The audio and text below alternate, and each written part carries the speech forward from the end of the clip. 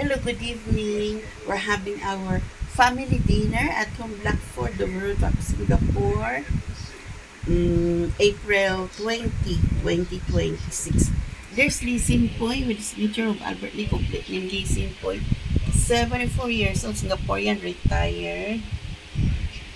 April 20, 2026. We're having a chicken with pork bean paste with chili and coconut. Okay, this one is a new menu. Okay, I just try lang. Okay, how's the taste? My son share is there. My son Dimitri Alfonso is not home. Okay, enjoy folks atong Blackford, the World of Singapore. Our family dinner. We still have bihon here, so we just serve also. Enjoy folks atong Blackford, the World of Singapore. April 20, 2026. Okay, enjoy.